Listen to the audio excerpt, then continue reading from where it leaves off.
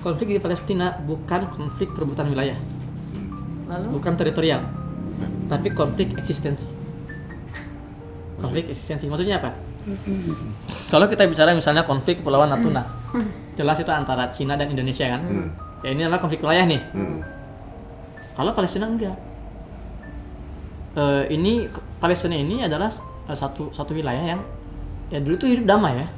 Dulu nggak ada namanya negara Israel kan. Iya. Bahkan sebelum tahun 1920 populasi Yahudi di Palestina itu cuma 5%. Dan itu mereka hidup nyaman, nggak dilarang untuk beribadah, mereka bebas, toleransi sangat tinggi di sana kan. Tapi ketika setelah Sykes-Picot dari 1914 atau 16 itu kan, kemudian Inggris mulai menjajah Palestina tahun 1920, mulailah migrasi, eksodus orang-orang Yahudi ke Palestina. Inilah eksistensi itu. Yang tadinya cuma 5%, sekarang berapa? Orang Yahudi di Palestina sampai 80% lebih. Ya, jadi mereka tuh memang eksistensi. Jadi dari yang nggak ada jadi ada dan menghilangkan yang sudah ada. Jadi mereka dari berbagai negara Eropa, Amerika masuk memaksa penduduk asli ini keluar, gitu loh.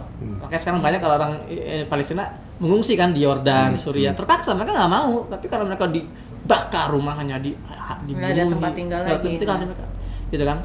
Nah, makanya dalam satu wawancara press conference seorang Perdana Menteri Israel yang keempat, namanya itu Golda Meir, perempuan nih, ditanya oleh wartawan, sebetulnya batas wilayah Israel itu di mana sih? Kok setiap hari semakin melebar? Apa jawaban dia? Sejauh yang bisa dijangkau oleh tentara kami. Sampai sekarang masih nih. Iya. Jadi Gaza ini sekarang itu menjadi duri di kerongkongan mereka. Kalau Gaza ini tunduk, mereka akan melebar. Mungkin Mesir kena, mungkin Saudi kena. Selama tentara mereka bisa menjangkau, mungkin Indonesia kena. Kan itu jawabannya kan? Selama yang bisa dijangkau sejauh yang bisa dijangkau oleh tentara kami. Karena Gaza nggak takut. Karena Gaza ini nggak kalah-kalah, makanya ya, kapan-kapan beberapa tahun silam ada pejabat tinggi Israel itu secara terang-terangannya menyampaikan dalam negosiasi dengan para pejuang Gaza, apa dia bilang? Kami akan angkat blokade Gaza. Gaza ini kan diblokade sejak 2006. Kami akan bangunkan bandara tercanggih. Kami akan bikin pelabuhan terhebat untuk Gaza. Kami akan siap menjadikan Gaza ini negara semakmur Singapura. Dan Israel punya kemampuan itu, punya uang mereka. Kami siap. Satu syaratnya, wahai orang Gaza, wahai para pejuang Gaza, tanggalkan senjata kalian, menyerahlah. Kalau kalian nyerah, kita akan buka blokade, kita akan buka perbatasan, kita akan jadikan kalian orang-orang makmur Singapura.